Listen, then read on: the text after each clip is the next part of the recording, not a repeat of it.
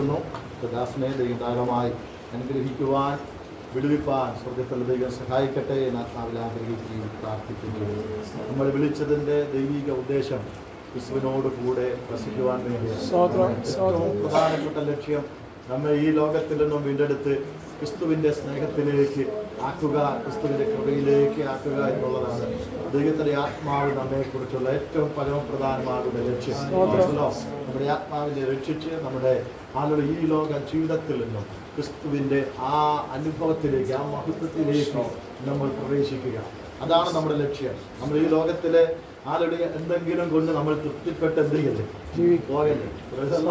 എന്തെങ്കിലും കിട്ടിയെന്ന് പറഞ്ഞ് ഭവനം വേണം, നല്ലതാണ്, നല്ലൊരു ഭവനം ദൈവം ഈ കുടുംബത്തിന് ദൈവം കൊടുത്തു. പക്ഷെ അതിൽ എന്തെങ്കിലും തൃപ്തിപ്പെടല്ല. നമ്മുടെ തൃപ്തിപ്പെടെന്ന് പറഞ്ഞാൽ ദൈവരാജ്യം നമുക്ക്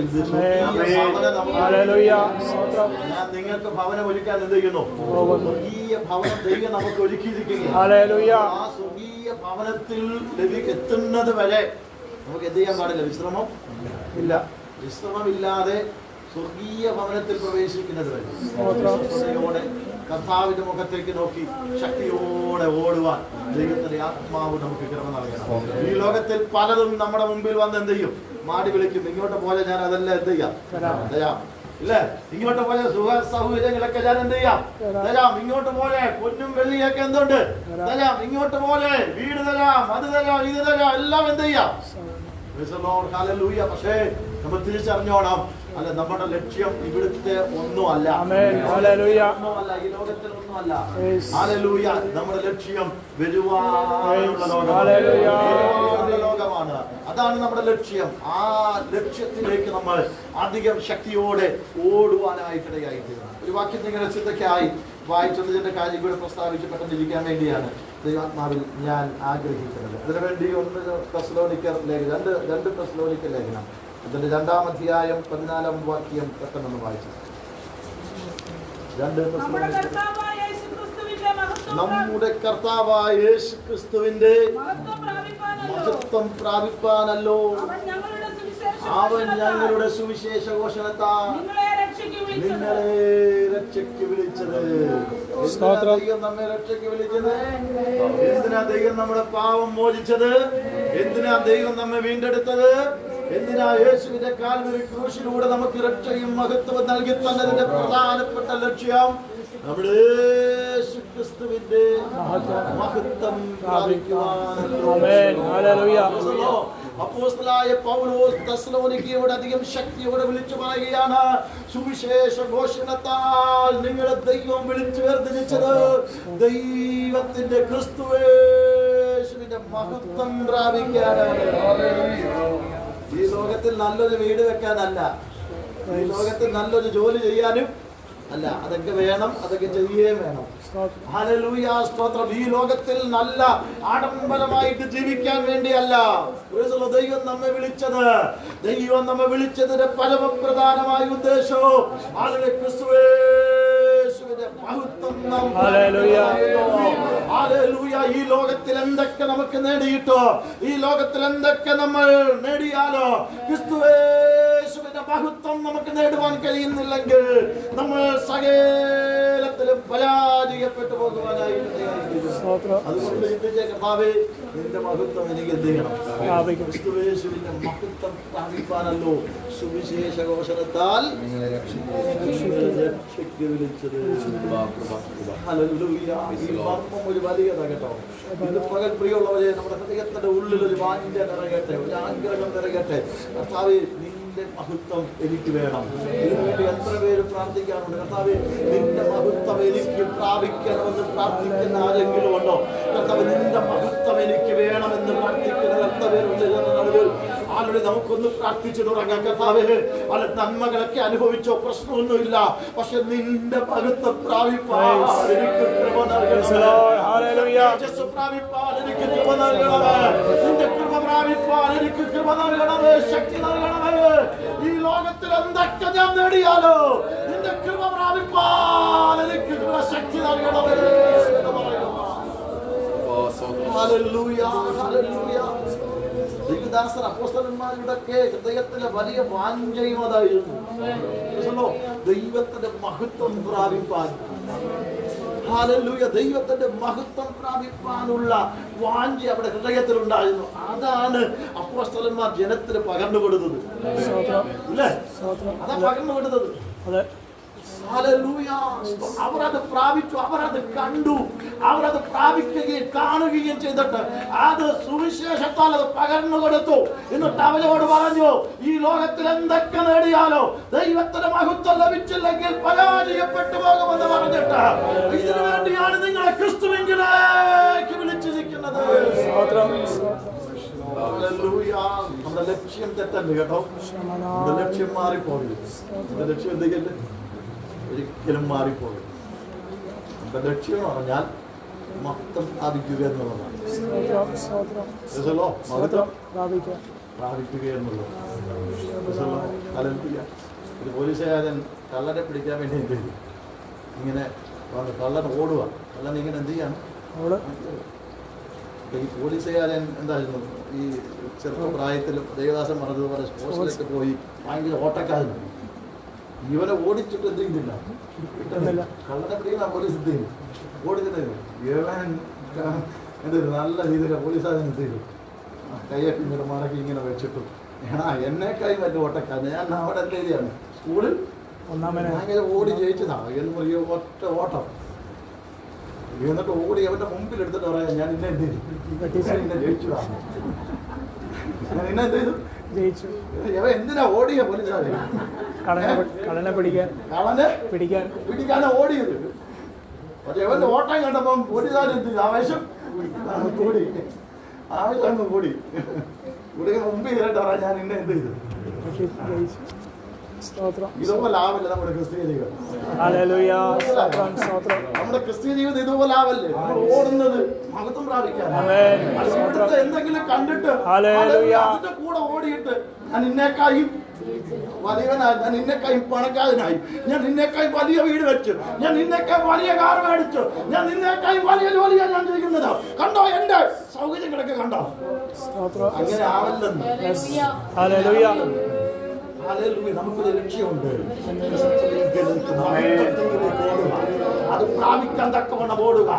ലോകത്തിൽ എന്തോ വന്ന് അത് വിളിച്ചു കൊള്ളട്ടെ. ഇല്ല ഇല്ല ഇല്ല ഇല്ല, അത് എന്റെ ലക്ഷ്യം എന്നുള്ളത് അത് ദൈവത്തിന്റെ മഹത്വത്തിന് വേണ്ടി ഓടുക എന്നുള്ളതാണ്. അതിന് ദൈവത്തിന്റെ മഹത്വം പ്രാപിക്കുക എന്നുള്ളതാണ്. അതിനെ തടയുന്ന ഒന്നും അത് നമ്മുടെ ജീവിതത്തിൽ ഉണ്ടാകാൻ പാടില്ല. അതിനെ നഷ്ടപ്പെടുത്തുന്ന ഒന്നും നമ്മുടെ ജീവിതത്തിൽ വരാൻ പാടില്ല. ക്രിസ്തുവേശുവിന്റെ മഹത്വം പ്രാപിക്കുവാണല്ലോ സുവിശേഷ ഘോഷണത്താ നിങ്ങളെ രക്ഷയ്ക്ക് വിളിച്ചത്.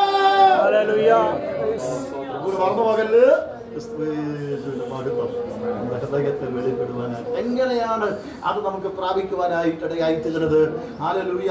നമുക്കെടുക്കാം യോഹന്നാന്റെ സുവിശേഷം ഒന്നെടുത്താട്ടെ, 13-ാം അധ്യായം, അത് 31, 32, 33 വാക്യങ്ങൾ പെട്ടെന്ന് യോഹന്നാൻ 13-ന്റെ 31, 32. ഓക്കെ, വായിച്ചോ. അവൻ പോയ ശേഷം ഇപ്പോൾ മനുഷ്യപുത്രൻ മഹത്വപ്പെട്ടിരിക്കുന്നു, ദൈവവും അവനിൽ മഹത്വപ്പെട്ടിരിക്കുന്നു. ദൈവം അവനിൽ മഹത്വപ്പെട്ടിരിക്കുന്നു. ദൈവം അവനിൽ മഹത്വപ്പെട്ടിരിക്കുന്നുവെങ്കിൽ ദൈവം അവനിൽ മഹത്വപ്പെട്ടിരിക്കുന്നുവെങ്കിൽ ദൈവം അവനെ തന്നെ തന്നെ മഹത്വപ്പെടുത്തും. തന്നെ തന്നെ മഹത്വപ്പെടുത്തും. ക്ഷണത്തിൽ അവനെ മഹത്വപ്പെടുത്തും. ക്ഷണത്തിൽ അവനെ മഹത്വപ്പെടുത്തും. പിന്നെ കുഞ്ഞുങ്ങളെ, ഞാനിനി കുറഞ്ഞോന്ന് മാത്രം നിങ്ങളോട് കൂടെ ഇരിക്കും. നിങ്ങൾ എന്നെ അന്വേഷിക്കും. ഞാൻ പോകുന്ന ഇടത്ത് നിങ്ങൾക്ക് വരുവാൻ കഴിയുകയില്ല എന്ന്.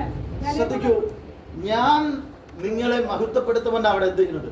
ക്രിസ്തു പിതാവാം ദൈവത്തെ മഹത്വപ്പെടുത്തിയപ്പോൾ പിതാവാം ദൈവം ആരെ മഹത്വപ്പെടുത്തി? പുത്രനെ മഹത്വപ്പെടുത്തി. മനസ്സിലായി പറഞ്ഞത്? നാം ദൈവത്തെ മഹത്വപ്പെടുത്തുമ്പോൾ ദൈവം നമ്മെ എന്ത് ചെയ്യും? നാം ദൈവത്തിന് മഹത്വം. നമുക്ക് കിട്ടുന്ന സകല നന്മകളോടും കൂടി, സകല ആരോഗ്യത്തോടും കൂടി, സകല ദൈവകർമ്മങ്ങളോടും കൂടെ, സകല അനുഗ്രഹങ്ങളോടും കൂടെ നാം ദൈവത്തിന് മഹത്വം കൊടുക്കുമ്പോൾ ദൈവം അവിടെ നിന്ന് നമ്മെ മഹത്വപ്പെടുത്താൻ തുടങ്ങണം. ഇതുപോലെ മഹത്വമെല്ലാം ദൈവത്തിന് കൊടുത്തേക്കണം. ഹല്ലേലൂയ. ദൈവമേ, ഹല്ലേലൂയ, പിതാവേ, ഞാൻ അങ്ങയെ മഹത്വപ്പെടുത്തിയിരിക്കുന്നു. ഹല്ലേലൂയ, പുത്രനെ മഹത്വപ്പെടുത്തണമേ. ദൈവത്തെ ഞാൻ മഹത്വപ്പെടുത്തി. ദൈവം പറഞ്ഞതെല്ലാം ഞാൻ ചെയ്തിരിക്കുന്നു. ദൈവം പറഞ്ഞതെല്ലാം ഞാൻ അനുസരിച്ചിരിക്കുന്നു. പിതാവിനെ പുത്രൻ മഹത്വപ്പെടുത്തിയപ്പോൾ അത് പിതാവ് പുത്രനെ അതേ സ്ഥാനത്തേക്ക് താൻ എവിടെ നിന്ന് വന്നോ അവിടേക്ക് തന്നെ പുത്രനെ കൊണ്ടുപോയി മഹത്വപ്പെടുത്തി. ഇന്ന് പകൽ പ്രിയമുള്ളവരെ, ദൈവത്തിന് മഹത്വം കൊടുത്താൽ ദൈവം നമ്മെ മഹത്വപ്പെടുത്തും.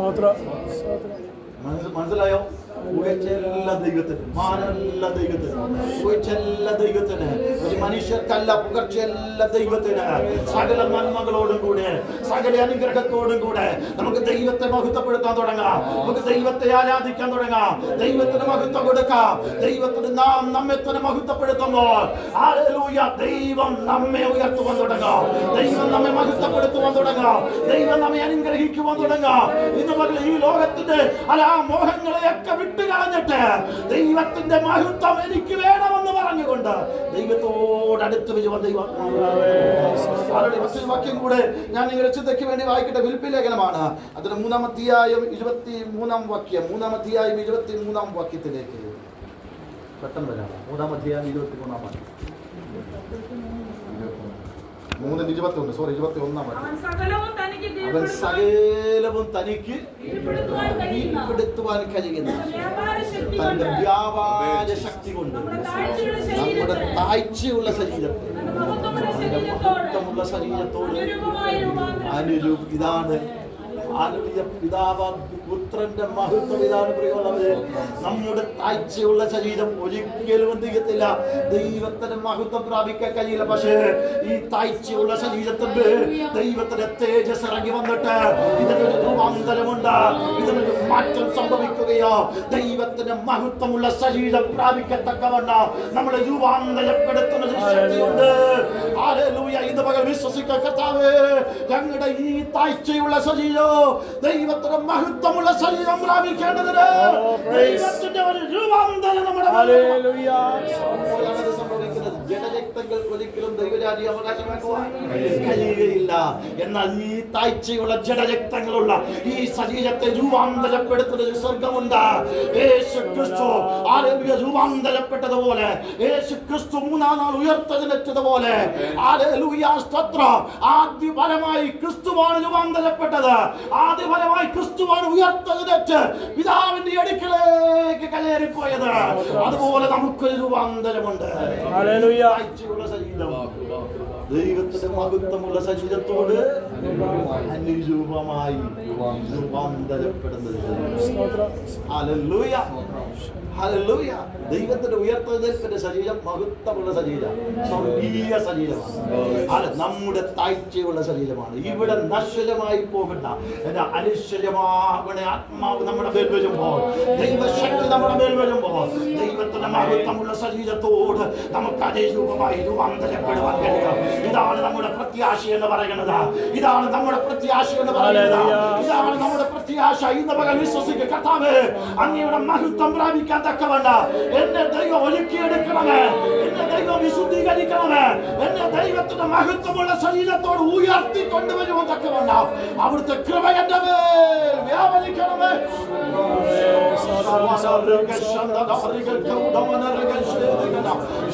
വിശ്വസിച്ച് പ്രാർത്ഥിച്ചാൽ, കർത്താവേ, ആ ശരീരം എനിക്ക് ആവശ്യമുണ്ട്, അതെനിക്ക് ആവശ്യമുണ്ട്. കർത്താവേ, ഈ ലോകത്തിൽ എന്തൊക്കെ നന്മ നേടിയാലോ, ഈ ലോകത്തിൽ എന്തൊക്കെ ഉയർച്ച നേടിയാലോ, ഈ എന്തൊക്കെ കാര്യങ്ങൾ ഈ ലോകത്തിൽ നേടിയെടുത്താലോ, കർത്താവ് അവിടുത്തെ മഹത്വം പ്രാപിക്കത്തക്കവണ്ണം, അവിടുത്തെ ശക്തി പ്രാപിക്കത്തക്കവണ്ണം എന്നെ രൂപാന്തരപ്പെടുത്തണമേ.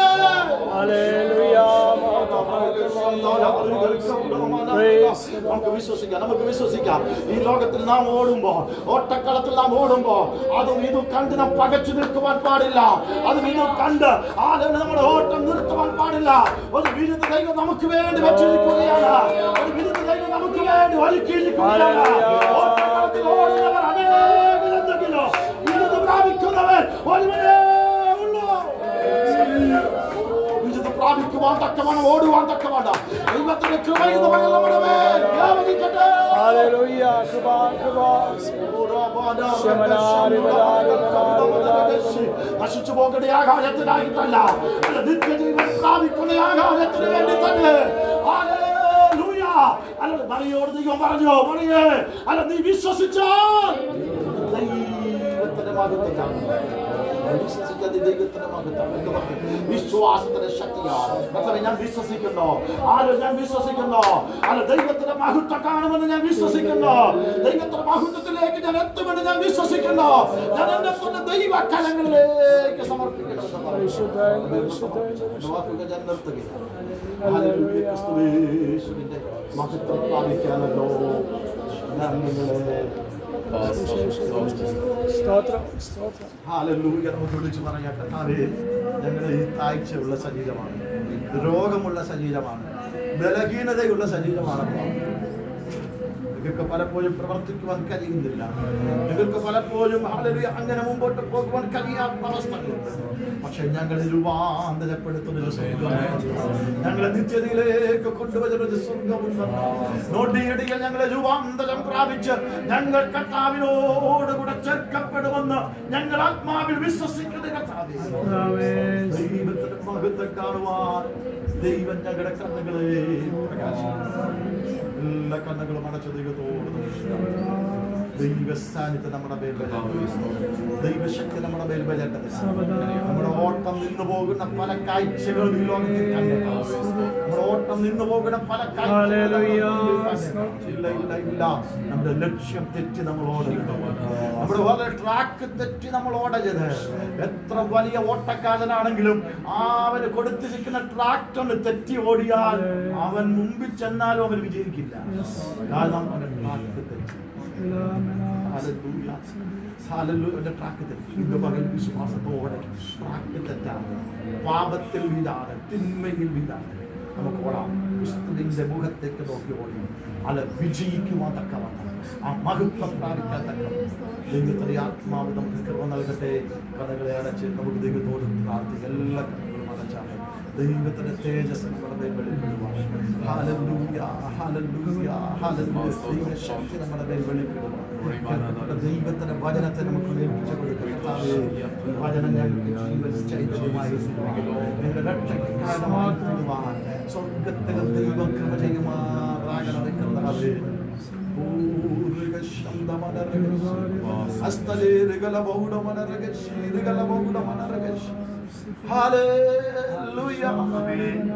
ലക്ഷ്യം തെറ്റാതെ ഓടുവാൻ ദൈവം ഞങ്ങൾക്ക് ശക്തി നൽകണം. എല്ലാ കണ്ണുകളുമാണ് ആത്മാവിൽ പ്രാർത്ഥിക്കും. നന്ദിയുള്ള ഹൃദയത്തോടെ ഞങ്ങൾ വാഴ്ത്ത, നന്ദിയുള്ള ഹൃദയത്തോടെ ഞങ്ങൾ സ്നേഹിക്കുന്ന ഞങ്ങളുടെ സ്വർഗത്തിലെ നല്ലയപ്പോ നല്ല സമയത്തിനായി കൂടെ ഞങ്ങൾ എടുത്തു വരുന്നു.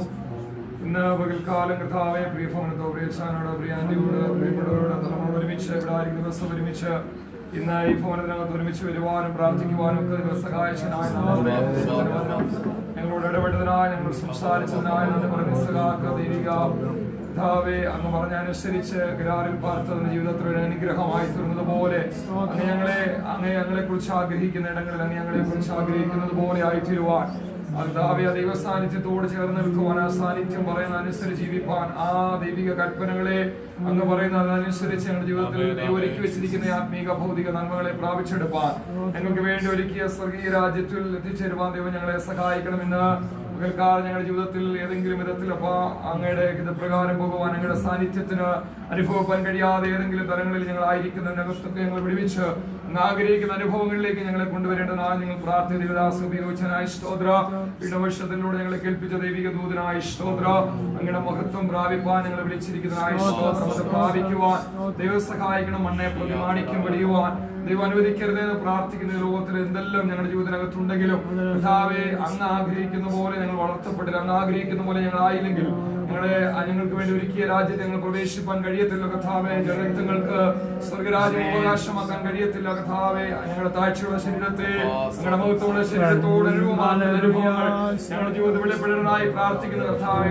ഒന്നും നേടിയില്ലെങ്കിൽ കർത്താവേ, ശുദ്ധിയോടെ നിർമ്മലതയോടെ ഒന്നുമില്ലാത്ത അങ്ങനെ ഒരുങ്ങി ജീവിപ്പാൻ അങ്ങ് ഞങ്ങളെ സഹായിക്കേണ്ട വേണ്ടി പ്രാർത്ഥിക്കുന്ന കർത്താവേ, ദൈവസഭയ്ക്കായി സ്തോത്രം, കുടുംബങ്ങൾക്കായി സ്തോത്രം, എല്ലാവരും എനിക്ക് ഭൗതികനായി സ്തോത്രം, ഈ ഒരു മീറ്റിംഗ് അവരുടെ അനുഗ്രഹമായി തീർന്നതിനായി സ്തോത്രം, അവരുടെ പരസ്യമായ പ്രാർത്ഥനാ വിഷയത്തിനകത്ത് ഇന്നത്തെ മീറ്റിംഗിൽ വിടുതലായി തീർന്നതിനായി സ്തോത്രം, പ്രിയപ്പെട്ടവർക്ക് വിടുതലായി തീർന്നതിനായി സ്തോത്രം, ദൈവപ്രതിമാരെ വിശുദ്ധന്മാരെ കരങ്ങളെടുത്ത് ഉപയോഗിച്ചതിനായി സ്തോത്രം, എല്ലാവരും ഒരുമിച്ച് അനുഗ്രഹിച്ചതിനായി സ്തോത്രം. കേട്ട വചനങ്ങൾ ഞങ്ങളുടെ ജീവിതത്തിനകത്ത് പ്രാവർത്തികത്തിലേക്ക് വരുവാൻ അതൊന്നും ഒഴുകിപ്പോകാതെ കേട്ടധികം ശ്രദ്ധയോടെ കരുതിക്കൊള്ളുവാൻ ദിവസങ്ങളായി ദിവസങ്ങൾ അതിനനുസരിച്ച് ഓടുവാൻ വരുത്തുന്ന മാറ്റങ്ങളൊക്കെ ഞങ്ങളുടെ ജീവിതത്തിൽ വരുത്തിക്കൊണ്ട് കർത്താവേ അങ്ങ് ആഗ്രഹിക്കുന്ന പോലെ നല്ല ക്രിസ്ത്യൻ ദൈവം ഞങ്ങളെ സഹായിക്കേണ്ടതിന് വേണ്ടി പ്രാർത്ഥിക്കുന്നു.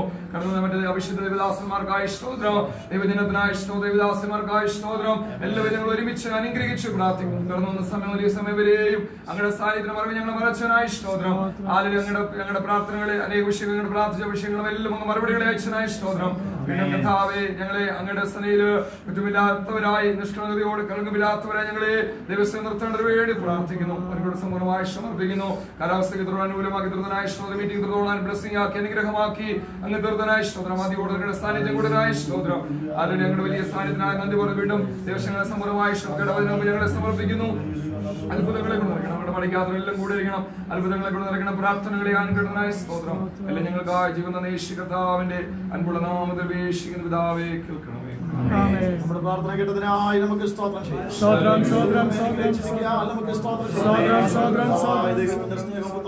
കർത്താവിന്റെ കൃപയും നമ്മെ ആശ്രയിച്ചുമായി നടത്തേണ്ട പരിശുദ്ധാത്മാവിന്റെ കൂട്ടായ്മ സഹവാസവും കാവലും നമ്മുടെ പേരിൽ നാം പ്രാർത്ഥിച്ച സകല വിഷയങ്ങളുടെ പേരും ഇപ്പോഴും എന്നേക്കും ഉണ്ടായിരിക്കുമാറാകട്ടെ. നമ്മുടെ ദൈവത്തെ സ്തുതിക്കാം.